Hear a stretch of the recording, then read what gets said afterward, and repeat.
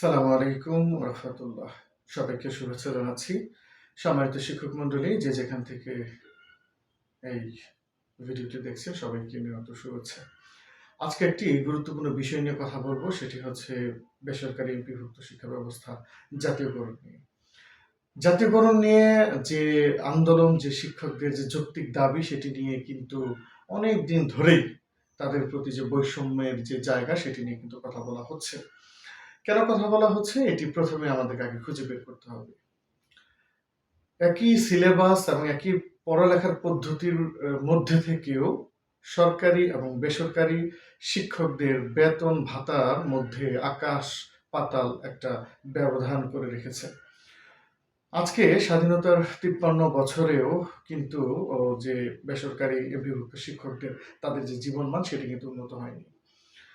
যেখানে প্রায় হচ্ছে 90% শিক্ষার্থী পড়ালেখা করছে, ঠিক এমন একটি সেক্টর, শিক্ষার মতো জায়গা, সেটি কিন্তু এখনো রয়ে গেছে জাতীয়করণের বাইরে।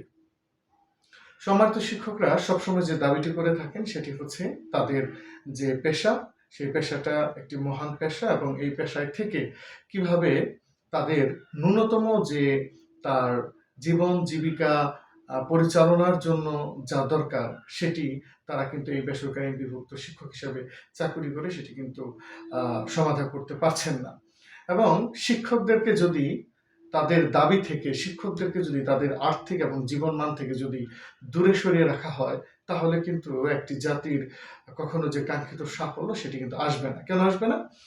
কেননা শিক্ষকরা যদি তাদের যদি আর্থিক দৈন্যতা যদি থাকে, তাদের যদি ন্যূনতম পারিবারিক যে ভরণ পোষণ করবার মতো সেই চাহিদাটুকু যদি তারা পূরণ করতে না পারেন, তাহলে কিন্তু শিক্ষার মতো মহান পেশায় কিন্তু সে পরিপূর্ণভাবে কিন্তু মনোনিবেশ করতে পারবে না। এবং সেই জন্য কি হবে যে একটা জাতি, পুরো জাতি কিন্তু হচ্ছে সেটি সাফার করবে। যদি একজন শিক্ষক যদি তার কাজে যদি ঢিলেমি করে, সেটি কিন্তু একটি জাতির উপরে কিন্তু সেটি কিন্তু সাফার করার মতো আসে। সুতরাং এটি কিন্তু অত্যন্ত গুরুত্বপূর্ণ জায়গা, যে আসলে এখানে বৈষম্যের জায়গাটা কোথায়। বৈষম্যের জায়গাটা যদি বলি, সেটি পাহাড় প্রমাণ, সেটি পর্বত সম। কেন বৈষম্যের কথাগুলো বলছি? আজকে সরকারিতে যেখানে একজন শিক্ষক সেম স্কেলে, সেম গ্রেডে জব করার পরে যখন হচ্ছে নবম কিংবা দশম গ্রেডে, যখন একজন সরকারি শিক্ষক 10ম কিংবা 11তম গ্রেডে যখন ঢুকছেন, কিংবা একজন লেকচারার হিসেবে যখন সে হচ্ছে নবম গ্রেডে যখন ঢুকছেন, তখন সরকারি একজন শিক্ষক সে কিন্তু 45% কিন্তু সে প্রায় বাড়ি ভাড়া বাবদ কিন্তু পাচ্ছে তার স্কেলে। অন্যদিকে মাত্র 1000 টাকা দিয়ে কিন্তু সন্তুষ্ট রাখতে চেষ্টা করছে পূর্ববর্তী যারা সরকারে ছিলেন, তারা বেসরকারি বিভক্ত শিক্ষকদের। আর নামমাত্র হচ্ছে 500 টাকা চিকিৎসা ভাতা। এটি এই 2024 সালে এসে এটি অত্যন্ত লজ্জাকর একটি বিষয় হয়ে দাঁড়িয়েছে, যেখানে একবার কোনো বিশেষজ্ঞ ডাক্তারকে দেখাতে গেলে 700-800 থেকে 1000 প্লাস যেখানে ভিজিট দিতে হয়, সেখানে বেসরকারি বিভক্ত শিক্ষকরা তারা কিন্তু চিকিৎসা ভাতা হিসেবে পাচ্ছেন মাত্র 500 টাকা। সুতরাং এই যে একটি বৈষম্য, অন্যদিকে শিক্ষকদের মধ্যে অনেক জায়গাটা রয়েছে, যে জায়গাটার বৈষম্যের জায়গা, তাদের কোনো বদলি নেই। একজন শিক্ষক অনেক দূরে জব করেন, সে কখনোই তার নিজ জায়গাতে ফিরে আসতে পারবে না। নামকা অবস্থায় একটা বদলি নীতিমালা প্রণয়ন করা হয়েছে, সেখানে লেখা রয়েছে যে মিউচুয়াল বদলি। এটি অত্যন্ত হাস্যকর একটি নীতিমালা, যেটি ঘৃণাভরে প্রত্যাখ্যান করেছে বেসরকারি শিক্ষক সমাজ।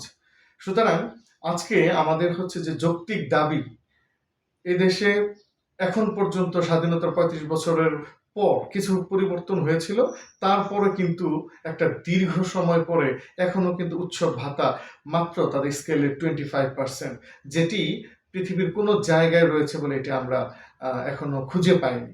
একজন শিক্ষক সে তার উৎসব ভাতা হিসেবে পাচ্ছে মাত্র 25%। এটি অত্যন্ত দুঃখজনক ঘটনা। আজকে দিন বদল হয়েছে, আজকে নতুন করে হচ্ছে নতুন সরকার এসছে।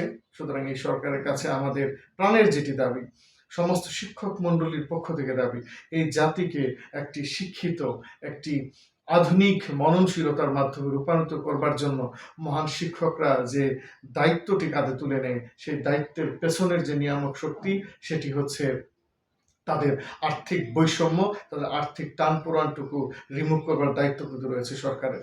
সুতরাং এই সরকারকে যারা তত্ত্বাবধায়ক সরকার হিসেবে অন্তর্বর্তীকালীন সরকারে যারা রয়েছেন তারা অত্যন্ত বিচক্ষণ ব্যক্তিত্ব এবং তারা অনেকেই এখানে প্রধান উপদেষ্টা তিনি একজন শিক্ষক ছিলেন, শিক্ষা উপদেষ্টা, সম্মানিত শিক্ষক উপদেষ্টা তিনিও একজন শিক্ষক ছিলেন। সুতরাং তারা সহজেই আসলে এটি বুঝতে পারবেন। এই জন্য এখন আমাদের শিক্ষকদের কাজ হচ্ছে যে আমাদের সংগঠিত হওয়া। এখন বন্যা ক্রান্তিকাল চলছে, এই সময়ের মধ্যে কূটনৈতিক তৎপরতা অব্যাহত রেখে আমাদেরকে আগামীর জন্য প্রস্তুতি নিতে হবে এবং সামনের দিনগুলোতে আমাদের 5 অক্টোবর মহান শিক্ষক দিবস রয়েছে, তার আগে থেকেই আমাদের সম্মানিত উপদেষ্টা মণ্ডলী এবং সম্মানিত প্রধান উপদেষ্টাকে অতিথি করার মাধ্যমে একটি অনুষ্ঠান করা যেতে পারে, যেখানে আমরা আমাদের যে যৌক্তিক দাবি তুলে ধরব এবং ইতিপূর্বে যে সরকার ছিল তারা তাদের পারিবারিক নামে বেনামে যে সমস্ত প্রতিষ্ঠান সেই সমস্ত প্রতিষ্ঠান জাতীয়করণ করেছে।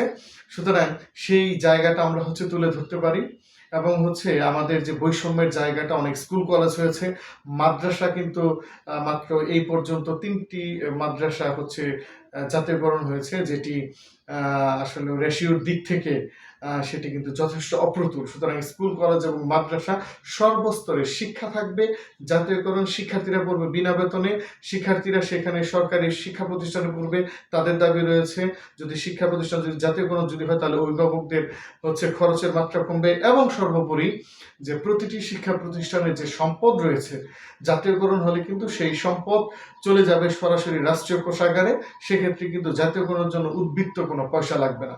সুতরাং প্রত্যেকটি মেসেজ যদি আমরা পরিষ্কার করে বর্তমান অন্তর্বর্তীকালীন সরকারকে যদি তুলে ধরতে পারি তাহলে আমাদের জাতীয়করণ সম্ভব।